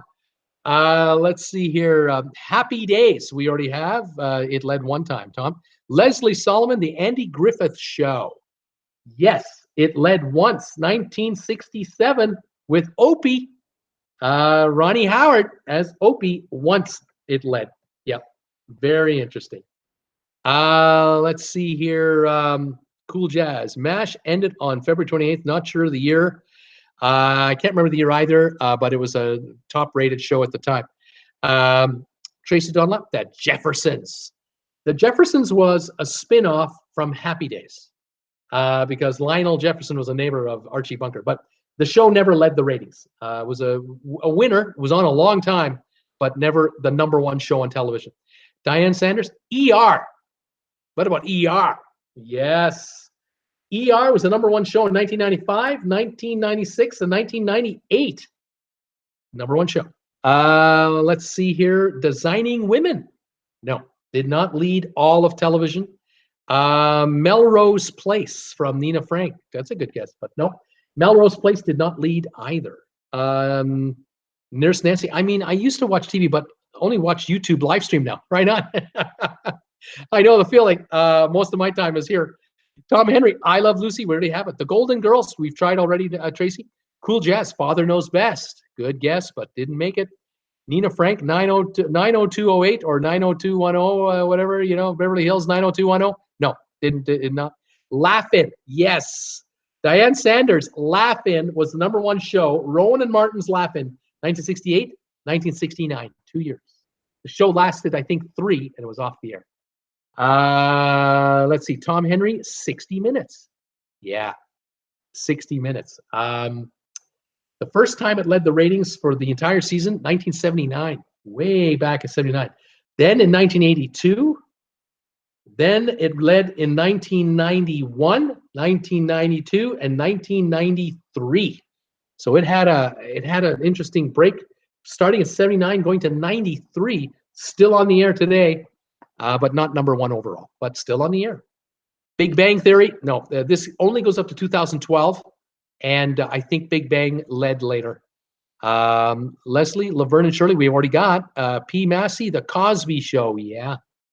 The Cosby Show, 1985, 1986, 1987, 1988. Bill Cosby, #1 show on television, 4 straight years. Gave him a lot of leeway to do a lot of things, didn't it? My goodness. Tracy Dunlap, Andy Griffith Show, we already have. Cool Jazz. Any Norman Lear show. Yeah, well, all the family. Bewitched. Diane Sanders, Bewitched. Never led the #1 rating for the entire year. It was a top 10 show for a while, but it sort of settled into the top 25. And it was like the 15th to 25th best show of the year, usually every year. Tom Henry, The Love Boat. You'd think The Love Boat would be a #1 show, but no, it was never a number one show. It was a top 10 though for a while. Leslie Solomon, Leave It to Beaver. No, Leave It to Beaver didn't do it. Nancy and Nurse Nancy, Hogan's Heroes. That's a popular show. It was very popular, but never led all the way. Never led #1. Mary Tyler Moore, nope, didn't do it. Diane Sanders, good one, Tom. Nina Frank, Game of Thrones, could be now, but this only goes to 2012. Rhoda, spin-off from Mary Tyler Moore. Never led the ratings overall on television. It was a top 10 show for a while. And Jordan, well done, Debbie. Nurse Nancy, Little House on the Prairie. How about the Little House on the Prairie? No, the Little House on the Prairie never led the television ratings, sorry to say. House of Cards, could by now, but this is 2012. Didn't make it. Hazel, you remember Hazel? It never led in the ratings, but that was a popular show. ER, Joe Flanagan. We've already done ER. And the Brady Bunch, popular but not number one. P. Massey, the Brady Bunch. Tracy Dunlop, My Three Sons. What about My Three Sons? Nope. Top 10 show, but Fred McMurray. Remember Fred? Wow. Green Acres with Gabor. Nope. Green Acres never led. It was never a number one show. Blossom, not even close. Leave It to Beaver, no. Gunsmoke, we already did. Mr. Ed didn't make it. Lassie, no, not Lassie, never number one. Everybody Loves Raymond was a very popular top 10 show. Number one in its time slot, but not number one on television. Never usurped. Seinfeld couldn't beat out Friends, couldn't beat out ER. Nope, but it was a big, successful show. The Lone Ranger. No, the Lone Ranger did not cut it in the 50s to make number one. Laverne and Shirley, we have already. Rhoda, we tried. Big Bang Theory, was after 2012. Bonanza. Debbie Emanuel going with Bonanza. Hoss Cartwright. Yeah, Bonanza. 1964, 1965, 1966. Yes, with Lauren Green. 60 Minutes, we already tried. Sex and the City, never was number one. Taxi, never number one. Grey's Anatomy, nope. The Incredible Hulk, nope. Patty Duke Show, nope. Nope. The Cosby Show, we already did. American Bandstand, Laugh Out Loud, The Good Old Days, great show, but never number one and not prime time. Maude, nope. Lawrence Welk, nope. Batman, nope. Not the number one show on television, but in 66, 67, Batman was number one on its nights. It was on Tuesdays and Thursdays, number one in its time slot, but not the number one show of the year. In 67 or so, that was Andy Griffith's show, and in 68, it was Rowan and Martin's Laugh-In, and in 66, it was Bonanza. Batman did not get past those guys. It was up there, but it didn't pass. Blaine Dallas, we already done it. I Dream of Jeannie, never number one overall. Soul Train from Leslie, never number one in prime, never prime time. ER, we've already tried. Adam 12, another good guess, but no. Wonder Woman, no, never number one for a season. Bewitched, no. Emergency, remember Emergency? Not number one. Laugh-In, we already have. Scandal, no.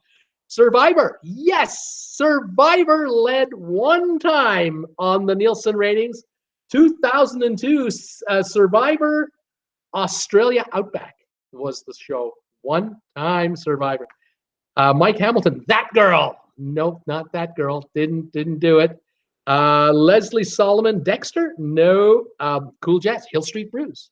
Hill Street Blues. Da da da da da da da da da da da. Nope, didn't make it. It was a top 10 show though, right up there.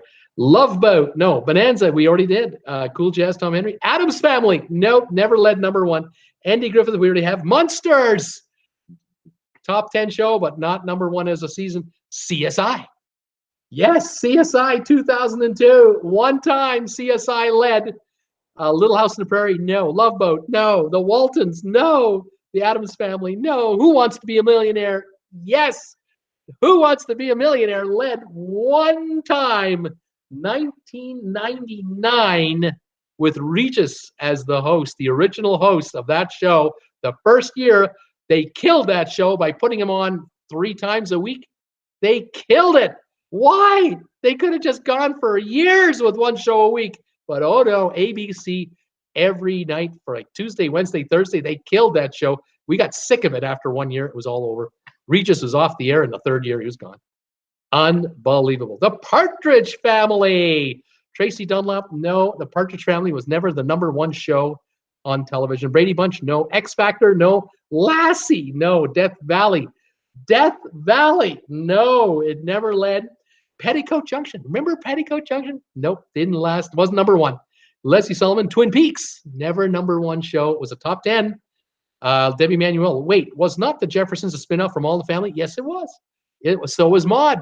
So was Maude. Baywatch, Leslie is thinking, nope. Death Valley, Lisa, no. Cool Jazz, Evening Shade, nope. Leslie Solomon, Kate Nally. I watched that show in the 70s. That was maybe a top 20 show. Carol Burnett Show, great show, but never number one for a season. Nope. Howdy Doody Show, the Howdy Doody Show. It could have been number one maybe before 1950, but they didn't have ratings then, so I don't think so. It was a daytime show anyway. X-Files, no. Mickey Mouse Club, M-O-M-I-C-K-E-Y, M-O-S-U-S-E, 1950s, but it was a daytime show, not a primetime Emmy show. Cool Jazz, yes, at Debbie Manuel. Bruce made a mistake when he said Happy Days. Oh, I'm sorry. If I said Happy Days, I apologize. Happy Days had the Laverne and Shirley spin-off, and All in the Family had the Jeffersons and Maude. That's right. Sorry about that, guys. I get all excited. Just all excited. Tracy Dunlap, Sonny and Cher. Popular show, but not number one for the year. Sonny and Cher started off as a summer show. It was a summer fill-in show. Then they got their primetime show. Then they got divorced. Then they still did the show even after they got divorced. And it was all over. It just didn't have a chance. But it was a highly rated show, very much so. Lisa Moore, The Lone Ranger. Not The Long Ranger, The Lone Ranger. Lisa, I think The Long Ranger is another kind of entertainment show. I'm gonna leave it at that. I don't want to go anywhere after that. Captain Kangaroo, Leslie, no, and that could also be perceived as another kind of entertainment. I'm not going there. Sesame Street, no. Dynasty, was Dynasty ever a number one show? Yes, it was. 1984, 1 year, Dynasty was the show on television, number one. Falcon Crest from Tom Henry. Falcon Crest, Bruce. Nope, that didn't get number one overall. Tom Henry, That Girl. Nope. Flying Nun. Nope. You Like Me, You Really Like Me. Sally Fields, Flying Nun. Nope, no, number one.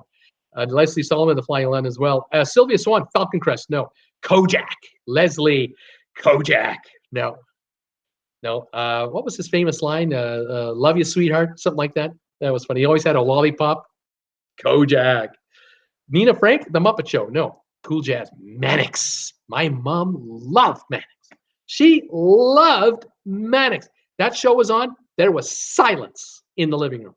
Absolute, complete silence during Mannix. But it was not a number one show. Punky Brewster. Leslie Solomon. Punky Brewster. No, sorry. Flipper. Tom Henry. No. P. Massey. Sylvia Swan, 60 Minutes. We already tried it. We already have it. Different Strokes. No. Captain Kangaroo. No. Law and Order.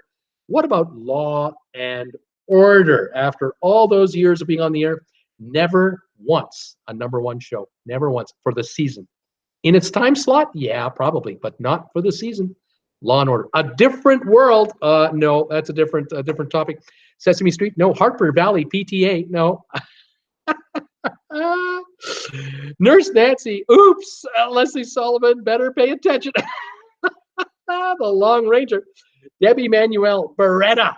Beretta. No, Beretta was never number one all season long. Adam 12. No. Wagon Train. Did Wagon Train? Yes. Wagon Train was the number one show on television in 1961 when Eisenhower was the president of the United States. Wagon Train was the number one show. It's the only year they did it. Dragnet, never did it. Dynasty, we already have. ISIS? No. Have Gun Will Travel? No. $6 Million Man. Great first couple of years. Big ratings. Never led the ratings overall for a season. Never did. We Can Rebuild Him. But nope, they couldn't get him to number one overall. Fame, Nurse Nancy. No. Diane Sanders, Paladin? No. Leslie Solomon, The Bionic Woman. What about the spinoff? No, didn't do it. The Addams Family, Lisa didn't do it. Sylvia, Make Room for Daddy. Nope, didn't make number one with what was his name? The actor, Danny Thomas. And then Marlo Thomas was that girl, the daughter. She was that girl. Diane Sanders, Daniel Boone. Daniel Boone was a man. He was never led number one in television. Top 10 show, yeah, for sure. Number one in its time slot, I'm sure, but not for the season. X-Files, Debbie Emanuel, X-Files. Nope, never led number one overall. Doctor Who, no. Family Feud, no. The Man from U.N.C.L.E., no. Love Connection, no. Quincy Jones, no. Or Quincy, no. Alfred Hitchcock Hour, no. Twilight Zone, no. Night Gallery, no. Jackie Gleason Show, great show, no. Mike Hamilton, Hawaii Five-0, Buck 'em Dano, no. Memory Lane, right? Mission Impossible, Sunday nights. No, not Mission Impossible. Didn't make it. Lost in Space. No. The Honeymooners. No. Remington Steele with Pierce Brosnan. No. Leslie Solomon, Mystery Science Theater 3000. No. Debbie Emanuel. Oh, and another spinoff from Happy Days was Joni Loves Chachi, another masterpiece. Laugh out loud. Exactly. Not number one. Land of the Lost. No. The Red Skelton Show. Great television, but not number one. Did we have Dallas? Yes, we did. Dallas, 1980, 1981, 1983, the number one show on television. We did Dallas. We've already done Dallas. Lost in Space. No. Xena. No. Tom Henry. Mork and Mindy, another Happy Days spinoff. Exactly. But not a number one show all the time. Duke of Hazzard. No, not number one. Baretta. No. Rockford Files. No. Barnaby Jones. With who was in Barnaby Jones from Beverly Hillbillies? Buddy Epson, but not number one show. He had the number one show in the Beverly Hillbillies, but not Barnaby Jones. MacGyver. No, MacGyver was never number one. Kojak's famous line, "Who loves you, baby?" That's right. Thank you. Thank you, Leslie. You got it. Starsky and Hutch, not number one all for the year, but number one in their time slot. I think it was ABC television. I could be wrong. Marcus Welby, MD. Tom Henry, you got one. Thomas, you got one. Marcus Welby, MD. You nailed it. I'm going to tell you guys who you have, and so you know what's still to come. All right, right now, 1950, I'm still looking for the answer. 1951, I'm still waiting for the answer. 1952, 53, 54, I Love Lucy. 1955, the year I was born, I'm waiting for the answer. I haven't got it yet. 56, I Love Lucy. 1957, 58, 59, and 60, Gunsmoke. 61, Wagon Train. 62 and 63, Beverly Hillbillies. 64, 65, 66, Bonanza. 67, The Andy Griffith Show. 68 and 69, Rowan and Martin's Laugh Band. 1970, Marcus Welby, MD, the only year he did it. 71, 72, 73, 74, 75, All in the Family. 1976, Happy Days. 77, 78, Laverne and Shirley. 79, 60 Minutes. 1980, 81, Dallas. 82, 60 Minutes. 83, Dallas. 84, Dynasty. 85, 86, 87, 88, The Cosby Show. 89, Roseanne. 1990, Cheers, the only time. 1991 and 92 and 93, 60 Minutes. 1994, Seinfeld. 95, 96, ER. 97, Seinfeld. 98, ER. There was a dog fight between those two shows, both, I believe, on NBC. I know Seinfeld was NBC, but I can't remember for sure about ER. 1999, Who Wants to Be a Millionaire? And 2000, it was Survivor. 2001, Friends. 2002, CSI. And I'm now waiting for, from 2003 all the way to 2011 and 2012, I'm waiting for all those. Haven't got them yet. So we left off with Starsky and Hutch, Marcus Welby, Chips, Marcus Welby, the Partridge Family. None of these are going to work for us so hard when not growing up in the U.S. Nina, you're right. Cool Jazz, Get Smart, written by the guy who wrote Blazing Saddles, directed Blazing Saddles. Brooks, no, who did it? Brain lock.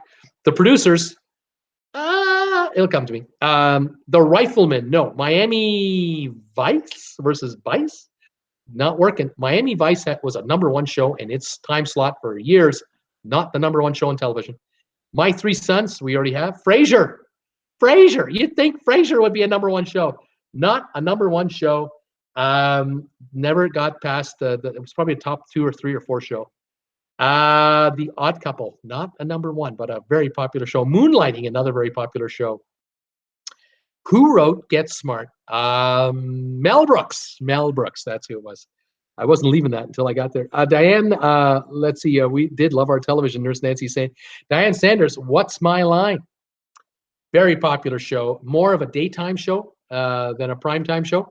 Never led number one overall. Heart to Heart, another candidate for a number one, but not over the entire season. Mike Hamilton, then came Bronson. Right?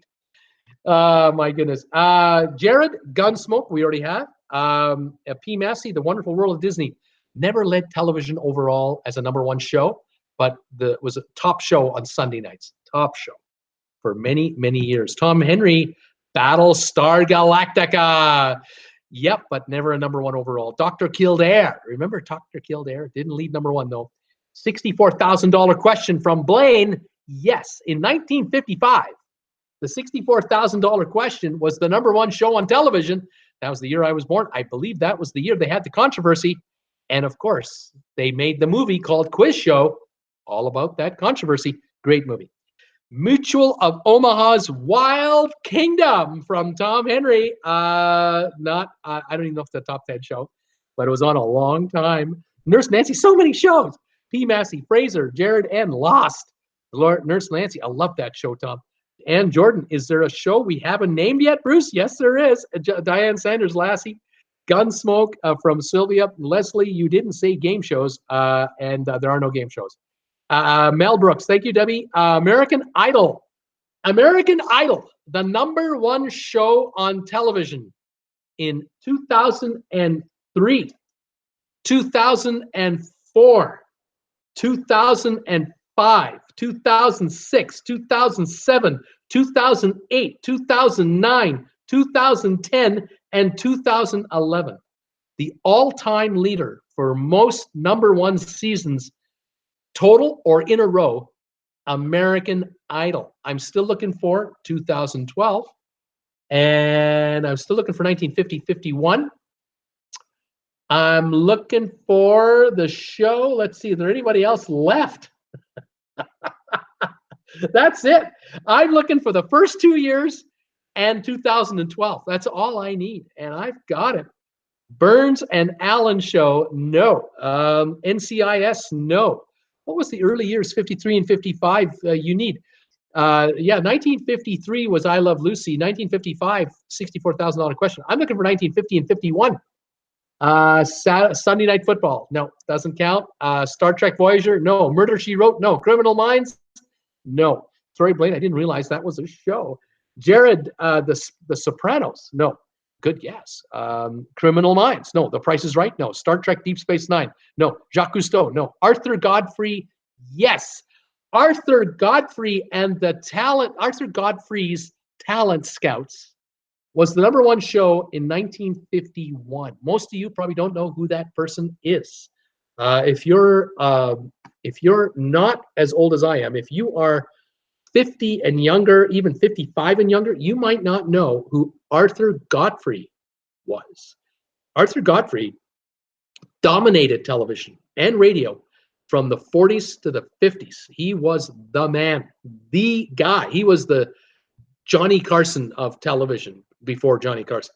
Arthur Godfrey probably had 7 shows going at the same time between radio and television. He was a monster producer of talent, of product. He led television in 51, but by about 52, 53, it was all over.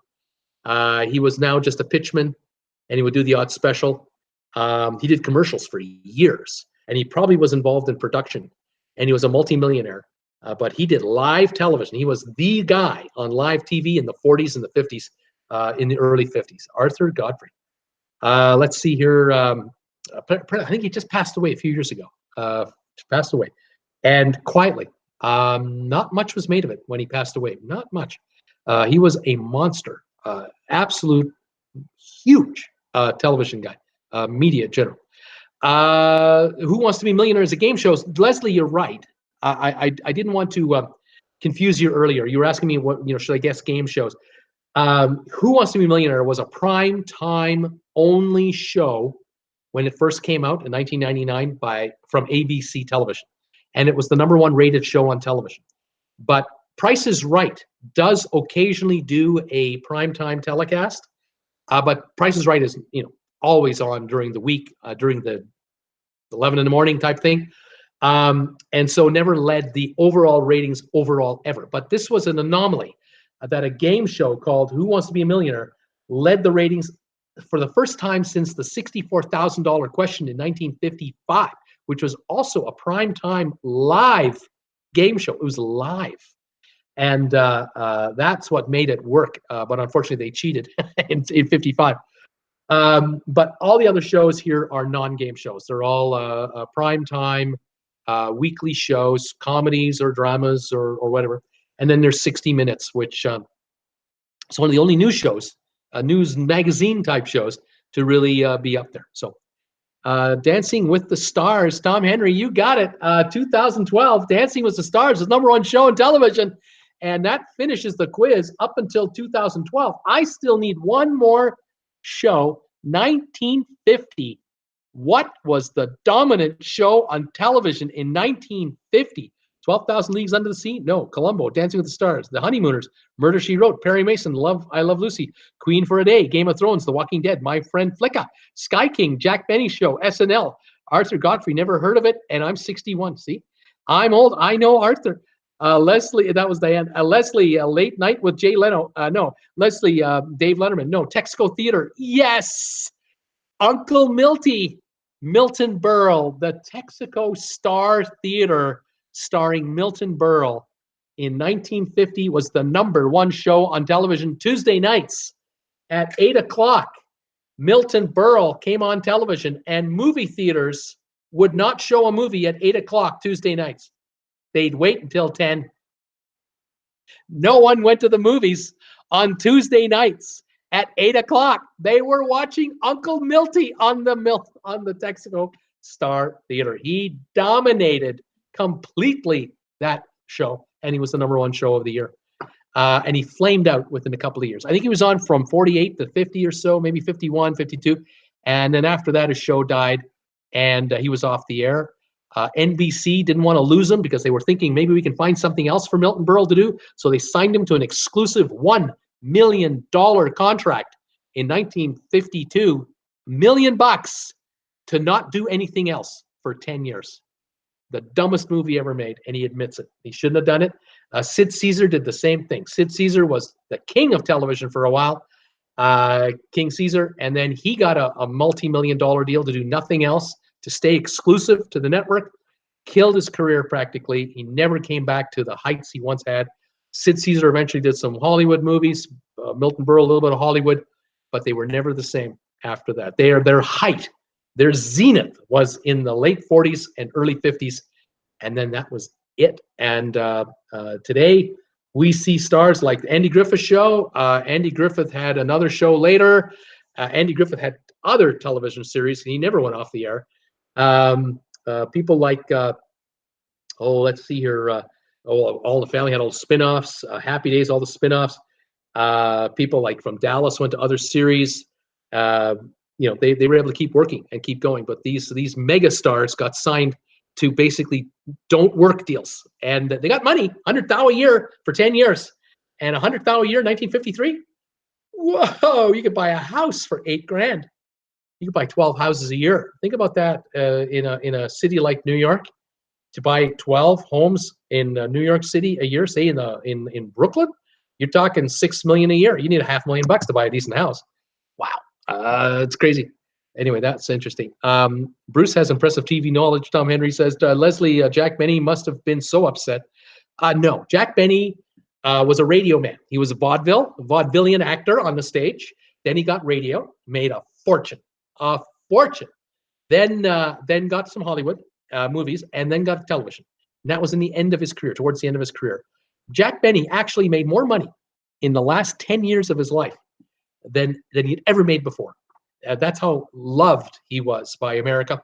He died in 1974 of stomach cancer, I think pancreatic cancer. He lived a long, good life and worked as long as he could and loved doing it. And I loved watching him when he was on The Tonight Show or on any interview. Absolutely wonderful. Tracy Dunlop, very interesting. Baseball games are over for the season. Thank God, it's too hot. They came in 3rd place. Well done. Tom Henry, never heard of Texaco Theater. Tom Henry, go to YouTube, enter Texaco Theater, and you'll see what I'm talking about. Sylvia, Matlock. That's right. He was, Andy Griffith was in Matlock. That's right. For years. Jared, did Walt Disney's Wonderful World of Color ever come close to #1? #1 on Sunday nights. #1 in its time slot. Yes. The story about Walt Disney, the television show. Yeah, I love this story. In 1952, roughly, Walt Disney wanted to build Disneyland in Anaheim. He needed 10 million bucks at that time. Now that today is like $1 billion. It's an unimaginable number. It's a $10 million, huge amount of money. He had his studio, the Disney studio, and he had his films, and he had personal assets. He mortgaged everything, his company, his personal wealth, everything he owned. And he was able to come up with about $7 million, and he needed another 3 or 4 million. He was short. And he was building Disneyland. He was certain, he was convinced, the minute I open those gates, they'll come. If I build it, they will come. And he needed millions of dollars. And just as it so happened, he had one asset left, and that was Sunday night Disney World, the television show, The Wonderful World of Disney. It was the last asset he had. He hadn't pledged to anybody. And luckily for Walt Disney, in that year, 1954 or so, 53, 54, his shows, the contract for his show was up. He was a free agent. He could negotiate that show with any network he wanted. And ABC had been his network. ABC, however, was the smallest network of the networks. ABC was behind CBS and behind NBC. The Dumont network went under in 53. So ABC needed the Disney show badly because it had nothing else to compete against it if it were to lose it. And ABC knew that if they didn't make a deal with Walt Disney, CBS and NBC would grab that show for big money. Walt needed money for the park. A deal was put together. ABC Television made a deal for the rights to that television show for, I think, the next 5 or 10 years. And part of the deal was that ABC put up $500,000 cash to buy a piece of the park. ABC Television owned a sliver of Disneyland. And the remaining 3 or 4 million that Walt Disney needed, ABC guaranteed loans for Walt Disney, for the studio, for the park, everything. So ABC Television signed a bank note on behalf of Walt, guaranteeing that Walt Disney was good for the money. Walt got the money, built Disneyland. The day it opened in 1955, they organized with ABC a nationwide live 1-hour telecast, coast to coast, the opening of Disneyland on primetime television on ABC television. Sunday night. I think it was a Sunday. Was it Governor Ronald Reagan at that time? I don't think so. No. The governor of California was there. Celebrities galore came out, and Art Linkletter was the host of this live telecast to open up Disneyland. And Art Linkletter was approached by Walt Disney. He said, "I need you to be my host for the show, but I can't pay you. I have no money. I can't pay you." And Art Linkletter said, "It's okay," because they were friends. They were pals. Art Linkletter and Walt Disney were personal friends. Art Linkletter said, "You got to pay me scale, which is $260. And Walt said, "I got that. I can give you $260. But Art Linkletter would normally get $10,000 to do that show. He did. Walt Disney could not cut him a check for 10 grand. But Linkletter said, "I'll tell you what, you can do something else for me." And Walt said, "Name it. Tell me what you want. I'm sure I can help you." And Art Linkletter said, "Give me a 10-year exclusive franchise for the rights to sell film and cameras and develop film at Disneyland." And he said, Walt, he said, "You got a deal. You do the show, you get a 10-year exclusive contract to sell film, cameras, and develop films, movie cameras, anything to do with film and photography, it's yours. And all you have to do is pay a royalty on whatever he sold." They worked out a royalty deal. Art Linkletter later on said, "That deal made me millions. Millions. It was the biggest paying gig I've ever had in my life." At the end of his 10-year contract, Disney sold the rights to the film to Fujifilm from Japan. They outbid Kodak, and Kodak had millions to spend, and Fuji outbid Kodak. and Disney got tens of millions after that. Back to the park. The park opened up in 1955 on live national television, and ABC broadcast that show. Huge hit, huge ratings, millions of people across the country saw something they had never seen before, a theme park from a movie studio. And families across the United States that night looked at each other and said, next summer, we're going to Disneyland. We're going to Disneyland. And that's how Disneyland became the iconic park that it became. Now, to finish the ABC story, a year later, Disney had the right to buy back the $500,000 investment that ABC made into the park. ABC sold back the shares of Disneyland back to the Walt Disney Company for $7 million. They made 14 times their money in less than a couple of years. It might have been a 2-year deal, 3-year deal. And Disney now owned the whole park. He had the whole park back. He paid off all the loans within 5-10 years. They're all paid off.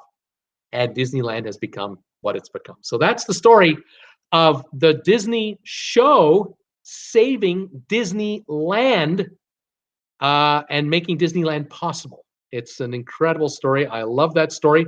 Today, 2018, Disney company owns ABC television. They bought the network that saved them. They bought it in the 2000s for billions of dollars. Billions for they bought Capital Cities, and they have ESPN, they've got ABC television, they've got all kinds of television. They bought it. Now they own it.